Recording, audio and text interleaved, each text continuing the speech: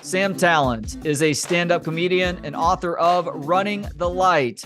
It is a fictional account of the life of a longtime entertainer and stand-up comedian whose life is going completely off the rails. You can actually get that through his website, samtallent.com, which is also where you can see where he's performing next and also follow him on social media. By the way, he's going to be headlining at Joe Rogan's Comedy Mothership here in Austin this weekend. That would be September 15th through 17th. Unfortunately, no chance for tickets, though. That has been sold out for at least a week, if not more. But I do highly recommend, if and when you are in Austin, check out a show at Rogan's Comedy Mothership, comedymothership.com for tickets. Sam, thank you so much for the time. How you doing today? Oh, Trey, I'm overwhelmed with gratitude to be on a podcast that's centered on books as opposed to just like another, where do you get your ideas from stand-up comedy podcast? So thank you for having me.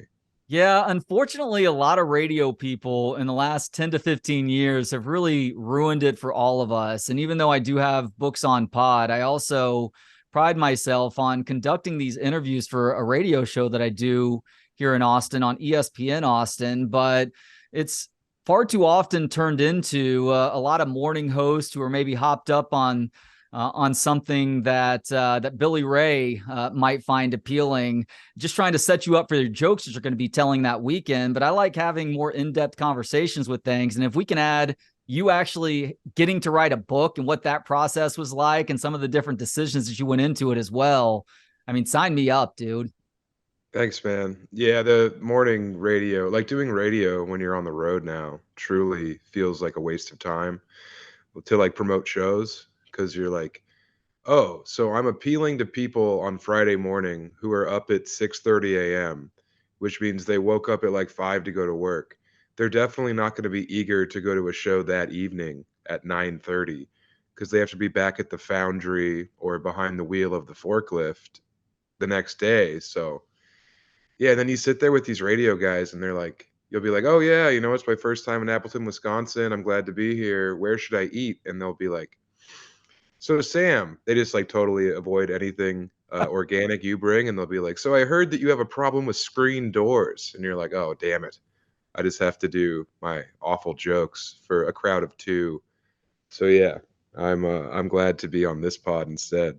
Unfortunately, Wait, can I swear? Do I swear on this? you can swear. As a matter of fact, it's going to appear on the radio show tonight, but I am happy to mark swear words and then it'll be a free for all on the podcast itself. So yeah, you need to say fuck or shit or any other cuss word. Have at it. Okay, I'll try to avoid swearing. I'll play at the top of my intelligence for your more erudite readers and listeners. There we go. Before we get into Running the Light, which is a book that I actually consumed via the audio book, which isn't always the case. And there's some details with that we can have some fun with. You are headlining at Joe Rogan's Comedy Club, not just this weekend, but tonight. You are doing a Sam Tallent and Friends show on September 13th at the Mothership. Now, I know this because I saw the pictures. You've actually had a chance to perform at this club sometime in the last couple of months. What were your initial impressions of Rogan's new place? Sincerely, it's a completely perfectly orchestrated Shangri-La for comedians. Very rarely do you see a blueprint be so masterfully executed as you do at his club. There's really no impediments to just being very funny at his club. And yeah, I'm just so sincerely grateful to have been taken in by Adam Egget and by Joe and by the great staff there. It has a real like fun, familial atmosphere. And yeah, selling out the shows this weekend was a very nice feeling. And like last night, it's like Gary Clark Jr.'s in the green room, and it's me and Ron White busting his balls as Adam Ray is dressed in Dr. Phil makeup. Like, I call my dad every night after the shows and just like give him the updates, and he's like, "Are you sure you didn't hit your head, son? Like, this sounds like a surreal fever dream." And that's kind of what it's like there. And I've never experienced that before in comedy.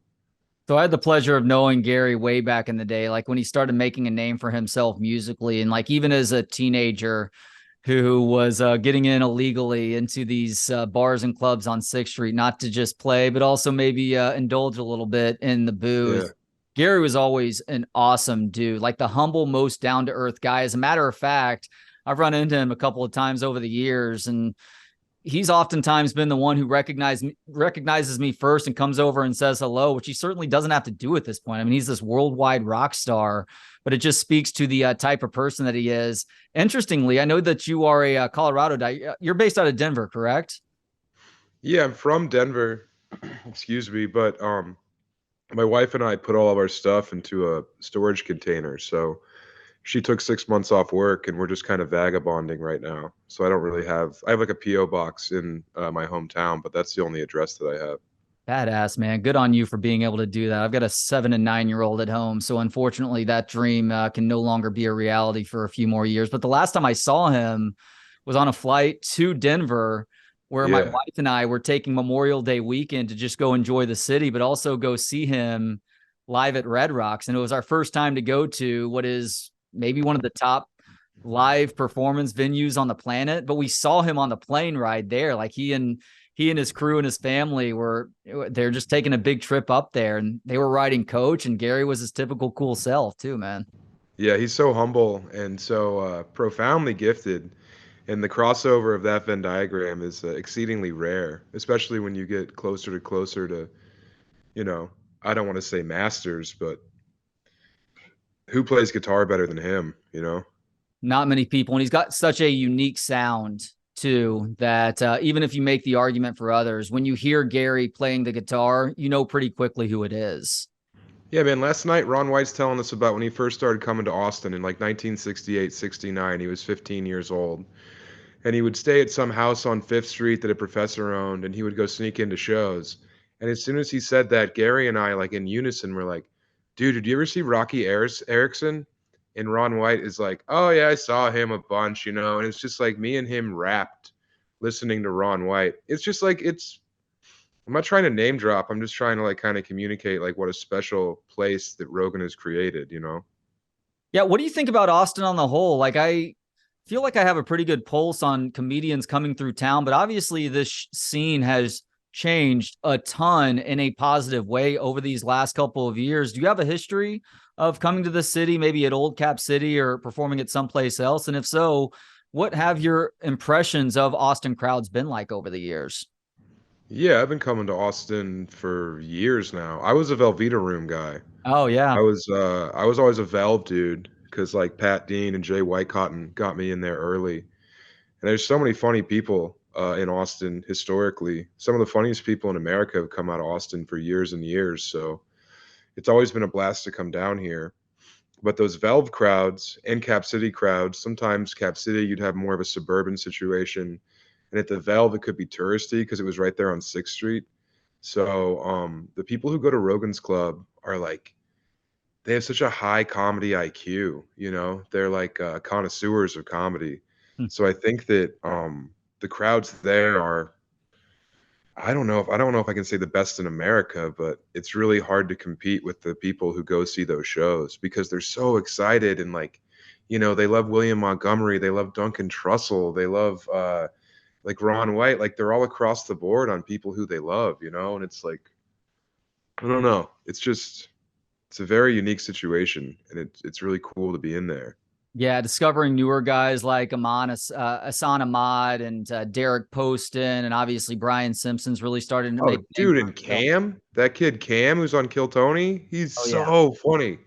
Oh my god, and he's so excited, and he just like brims with this this palpable joy. Like, yeah, being around those dudes is it's reinvigorating, you know. Yeah, it's funny you mentioned Velveeta Room. That's how I know you're legit. If of all the places to talk about where stand up has been performed, I saw Stanhope there.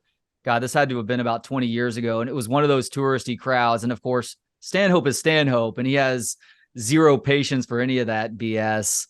But he was letting the crowd have it that night, man. It was one of those legendary moments for me, as having seen just countless stand-up acts over the years that I imagine is how people felt at times watching Bill Hicks back in the late 80s and early 90s. Yeah, I mean, Stanhope is just he changed my life, and I love him dearly. But to see him in the Velveeta room 20 years ago would have been a real treat. How did he change your life? The book, he was like the earliest big fan of the book that I wrote, and Hmm. he was talking about it nonstop. He was tweeting about it nonstop because Mishka Shubaly got him my book, and then next thing I know, I went down there and stayed with him for like a month on and off during quarantine, and him, just up on the pulpit espousing the virtues of my book was like, I mean, he put a lot of money in my pocket. He sold a lot of units, and he exposed me to his, fervent fan base, I guess is the best way to put it, and a lot of people show up to my shows now just because Stanhope put me on. I mean, you can't have a more legitimate voice as far as Stanhope. And if he says you're funny, then you know that someone's funny. What is daily life like in Bisbee? Bro, it's so reserved. It's not like the carnival atmosphere. I think a lot of people assume it to be. Hmm. He wakes up very early, starts with coffee. It would be me and him like sitting around outside in front of his home, smoking cigarettes, swatting flies, and reading. It would just be like quiet reading. Every now and then I would like show him a sentence from the thing I was reading, or he would like read to me aloud from whatever he was reading. And then right around like 2 o'clock is when the cocktail hour starts. And then the only calories that man consumes are from like liquor and caviar. I have no idea how he's alive, but um, he's built this fraternity of people that his friends are his family, and he has such a nice open door policy in that small town. I mean, it was almost like it was almost not even like a sitcom because it wasn't like that funny all the time. It was more like a salon, It was like Paris in the 30s, but in 110-degree heat. It was really special, man. That's really cool. And Stanhope is one of the many comedians who provided their voiceover skills for the audio version of your new book. I guess it's not so new now, but the book is called Running the Light. It is about a comedian who has seen a lot of highs and lows as an entertainer and is on a very self-destructive path. And in listening to this book, because I actually did listen and not read for once, I typically like to read, but I'm glad I did the audio book now to hear all these different comedians contribute to a chapter. It felt like the main character in this book, Sam, was an amalgamation of a bunch of different guys over the years. Like I felt like there's probably a little bit of Doug Stanhope in there, and maybe some Bill Hicks, perhaps some Sam Kinison, maybe a little bit of Chris Farley. Were there a bunch of different comics that you were thinking about as you were putting this character together? And if so, did I miss any? Yeah, I mean, amalgamation is the perfect word. Um, I mean, all those guys definitely factored into my idea of what I think an entertainer is, everyone you named. But I think the stories that are in that book are much more taken from my personal experience on the road and also opening for people. And, I never lived concurrently as a comedian in the time of Bill Hicks or Kinnison, but um, there's guys like Rick Kearns and Troy Baxley and Laurie Callahan who were all like the Mountain Time Zone legends that I came up opening for. And, I started stand up when I was 18. So I was like 19, 20 in the car with these just unrepentant beasts.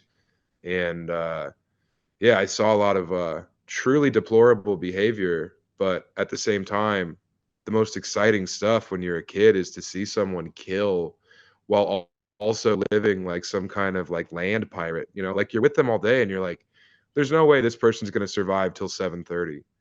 They're going to just be a fall down bag of booze. And then they get up there and they're fucking, they're a message from God in Gillette, Wyoming, or in Brookings, South Dakota. Like they're going up in these places that comedy is not like a respected art form. And I would even argue it's not an art form. It's more of a craft or like a parlor trick. Hmm. And to see them go up against the heaviest stacked odds on like a Monday night in Aztec, New Mexico, when they turn off the Monday Night Football game and it's like dollar beer night. They just throw them to these sharks, these people who don't really have any, I don't know, time or patience for you to like build a bit or do anything nuanced, and to watch them kill, like that was very heartening as a young performer.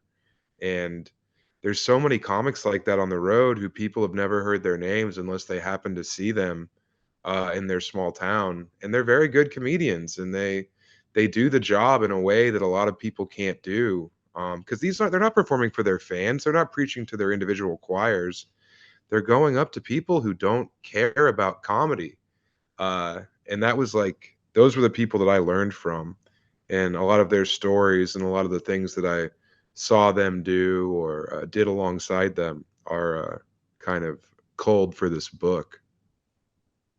I love talking with people who have written books, especially their first book, because people tend to either love or hate that process. For instance, Tom Papa is really good at writing books, and he loves Yeah. writing books too. It's just another way that he can express himself creatively. But I was talking Mhm. to Greg Fitzsimmons several months ago before he was opening at the Mothership, and he had written a book like 10 or 15 years ago, and it was a hilarious book too, a really unique, interesting premise. And I asked him if he had another one in him, and he was like, absolutely not. That was such a huge thorn in my side. I'm glad to never have that burdening me going forward. So did you enjoy or have a hard time with the book writing process leading up to this final result? Bro, if I could just like move to Paris and write books for the rest of my life, I would do that in a heartbeat. Hmm. I just got back from like 2, 3 weeks in France on Friday. I flew right to Boston, did the shows at Lap Boston, and came here to Austin. And yeah, like I really love writing. I love solving the problems moment by moment that you have to do when you're in front of the computer. I love prose. I love the poetry of the page. I mean, all the pretentious stuff about like literature is my favorite stuff in the world. Like the nuts and bolt, like the words into sentences, into paragraphs, into pages. Like I never was educated on how to write. I just read a whole bunch and then sat down and started writing. And I think that I learned how to write just from, I mean, dude, my rule was I would get 1,000 words a day. Wow. And if that took me literally 8 hours, like on my next book that I'm working on, it's like you have to be in front of the computer until you have 1,000 words. And if you hit 1,000 words in 3 hours, typically it's a bunch of dialogue, you know, it's not like the actual connective tissue, that like nutritious tendon around the bones. Um, then you keep going. But sometimes when I was writing this scene about a ride from like, you know, the airport to the hotel that takes place in Europe. And that took me like 11 hours to get 1,000 words on that, because it's like, how do you describe like apartments and row homes and the spaces between them? Like that stuff is the real hard work of writing. But I really get off on it. I mean, I'm so, and I say grateful a lot because that's like how I go through the world, is just with gratitude. That people want to see me do stand up, or that they give, you know, a care at all about what I'm doing on stage. But like, I think I could be really happy just writing books in a very pretty location somewhere in Western Europe. I don't know how long that would last, but I would like to try it for an extended period. It feels like there is a deliberate attention to detail that suggests that you are influenced by Hemingway. Am I seeing that correctly? I think that I'm much more influenced by the people who were either concurrent with Hemingway or came before him. Like I love Sherwood Anderson a Hmm. lot. Sherwood Anderson was a huge influence on both Faulkner and Hemingway. I love Faulkner a lot. I love Flannery O'Connor. I think I'm also influenced by the people who were influenced by Hemingway, whether it be Larry Brown or Carson McCullers, or even Donald Ray Morgan. I mean, Dennis Johnson's my favorite author. I like Hemingway. Hemingway's great, but I also like sentences that are longer than 6 words. I like commas. Uh, I like Cormac McCarthyian. I love when you use "and" 7 times in a sentence. I mean, that Hemingway, like very sparse, pared down writing is very effective, and it's a hammer. But I also enjoy employing more tools and reading a wider variety of writing than Hemingway. You had so many different comedians provide their voices for the different chapters in this book, as I mentioned previously. Was that an idea that was in your head from the jump? Or if not, at what point did somebody or something remind you that this was not just an option, but an option that would be a lot of fun to play with? Yeah, that was like a masterstroke of marketing. That's like the smartest thing I've ever done. Because you have Ari Shaffir, you have Chris Gethard, you have Dan Soder, Tim Dillon, Stanhope, Mark Maron, Burt Kreischer. You have every aspect of modern American comedy. So like to get people who love Ari Shaffir to also buy a thing that Chris Gethard is in, there's not a lot of crossover in those two fandoms. So I mean Trey Crowder's in there, David Bory, Adam Caton Holland, like a lot of my friends and a lot of my heroes read this book. Shane Gillis does a voice during the Stanhope chapter. It seemed like an easy way to get the book in front of a lot of different people's ears, because each of them, they did it for free too. No one charged me a dime for that. So like the fact that they took time out and read that and then posted about it and talked about it, like, yeah, that was just like a real cheap marketing ploy on my behalf. Was that a matter of you just reaching out to everybody individually to asking for a favor? Yeah.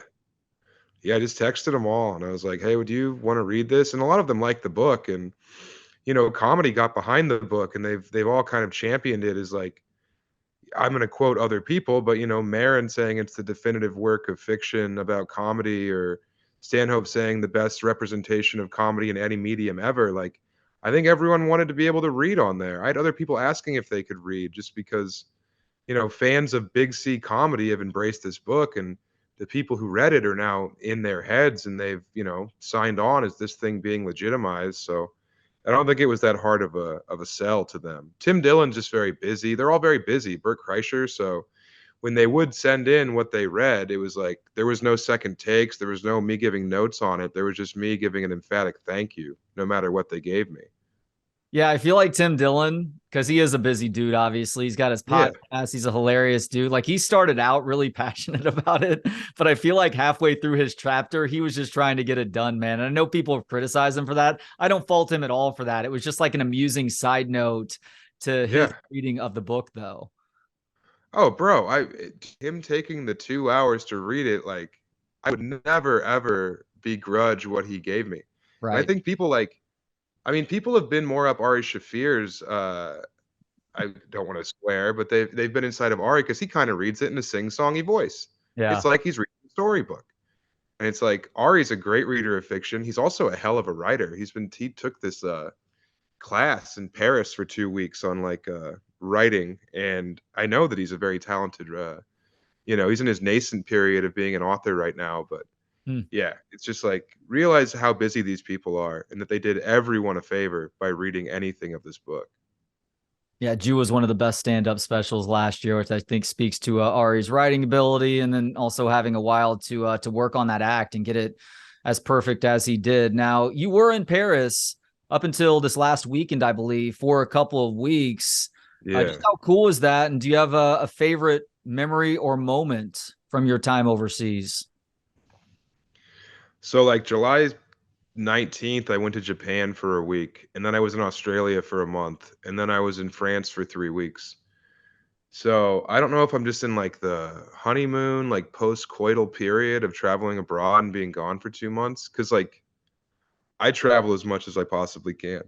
That's why I love Ari so much, and Michelle Wolf, because they've carved out spaces in their life to go and live. And a lot of comics like don't really reap what they've sowed, as far as like they make so much money, and then it's like, well, when are you gonna go live? Like how many commas do you need in your bank account before you like reward yourself? And I get it, because you don't want to take your foot off the gas once the engine's revving. I get that. But yeah, man, I mean, I'm trying to think. I was in Belle Isle and Mer, which is not how they say it in French, but that's my awful guttural American pronunciation. And I was just on the street with like my buddy Greg and his wife and my wife, and there was this like band outside at like 2 a.m. playing in front of a fish market. The fish market was opening up for the morning, so all these people were loading fish in behind them, and this band was playing with like a washtub bass, some strange kazoo, some homemade box guitar, and they were playing like French anti-police anthems. And it wasn't just your like train hopping, scab eating Ogle kids out there with their dogs and their Carhartt jackets. It was like 75-year-old men dancing with their wives, singing along to like, just these like, I mean, I don't speak French, so my buddy Greg was translating, but they were very militant in their disdain for authority. And to see all these old people knowing all the words because they're traditional French songs and singing along, and like, young punks dancing with like 56-year-old women and arm in arm with these men who clearly love the police. But maybe my eyes are closed to it in America because I've been to, Austin 20 times and I've been to Kansas City 15 times. And I don't like have my eyes tuned into just like the little moments of just like, unctuous beauty that are around you at all times. But man, I see it when I'm abroad, and I'm just like such a caricature. I'm such a hack American out abroad, just being like, oh my God, this is the best croissant I've ever had. Oh my God, these snails, I've never had snails like this. It's just like, I just live like a girl who went away, her freshman year of college, on some kind of exchange program, and you know, took many lovers, but my lovers are food and like wine and the best baked goods ever. That's a pretty good place to take those things on as lovers. But that's why it's important, though, to exit your comfort zone and to steps outside of that box, because up to a certain age, you can't help but to take your natural surroundings for granted. But it's when you For go to those sure. other places and you are forced to really use your brain and pay close attention to what's going on, because if you don't, you're going to end up completely lost and not knowing what to do next. That ultimately, I think, allows you to come back to that home base, appreciating what's around you a little bit more too. Oh yeah, dude. I mean, I don't speak a word of Japanese, and I made it through Japan for 3 weeks this year, two in January, one in July. Like, you know, I went to Ecuador for the month of May because my wife was down there doing like a Doctors Without Borders thing. She's a family medicine doctor. So we were in Ecuador all of May, and I've been studying Spanish, but when you're implanted in a Ecuadorian family's house and they don't speak any English, you really figure out how to make them laugh quick with your limited Spanish. Because if they're laughing, at least you're connecting in some minute way. It's like I'm not going to sing them songs; that'd be insane. But like, just immersing yourself in culture, like, dude, we don't have much time to be alive, and I really want to like live as much as I possibly can before I'm interned into the earth or whatever. What was the most common way you made your Ecuadorian family laugh? A lot of like asking like if a plantain was an apple, or picking up like a pear and asking what kind of cheese it was. That was a good bit.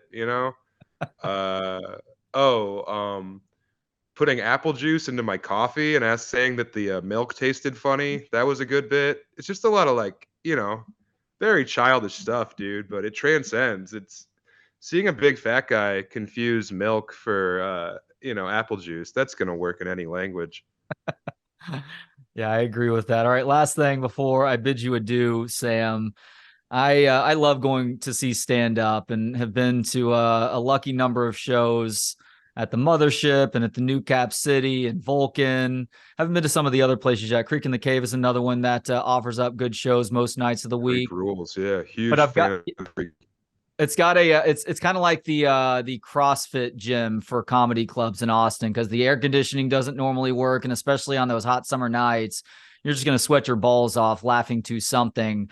But as a result of seeing comedy so much, I'm starting a running list of the unwritten rules of a comedy club from the audience perspective, because I see a lot of people who are trying to get into comedy now, which is awesome. We're in a golden era for stand up, but a lot of people don't understand how to properly conduct themselves at a club. Like, I feel like I'm around this way too much, where you have some Yahoo who's trying to go Mystery Science Theater 3000 while the comedian is on stage, either setting up a bit or trying to get laughs here and there before that ultimate punchline.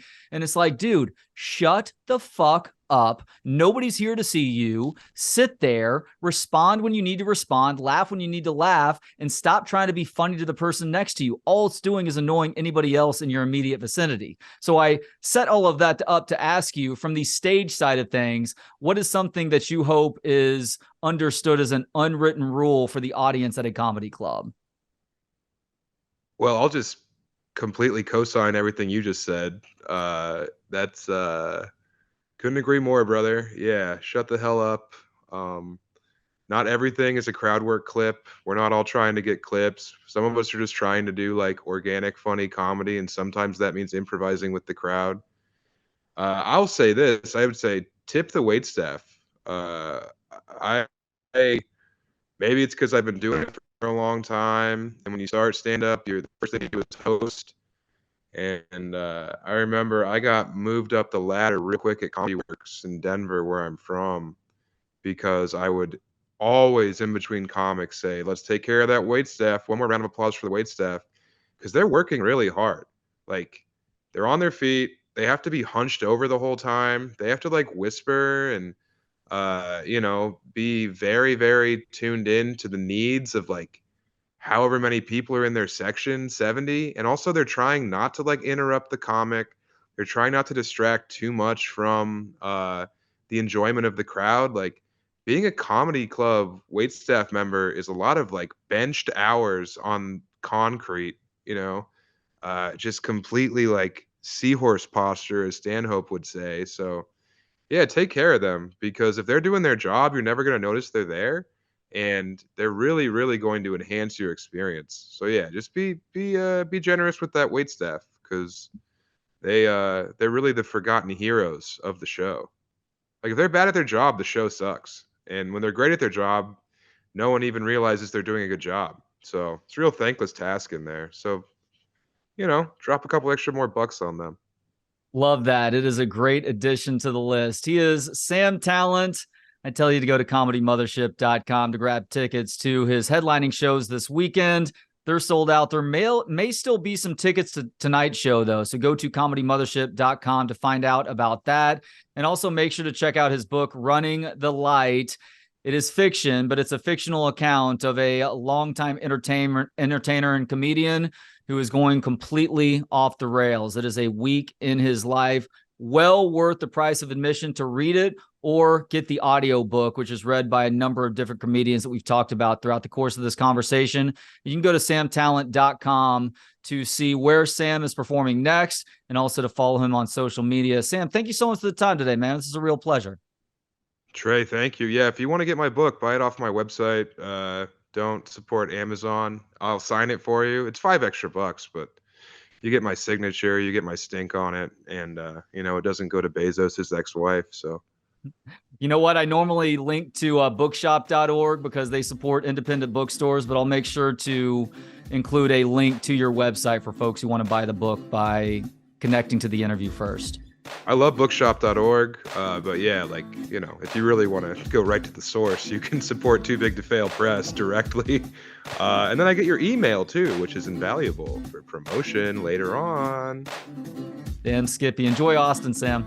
Thank you, Trey. I'm very happy to have been on here. Thank you for having me. Thanks to Gentleman Jesus for the intro and outro music. Hear more of his work at gentlemanjesus.com. And thanks to you for hanging out. For more of the show and to connect on social media, visit booksonpod.com. I'll talk to you next time on Books on Pod.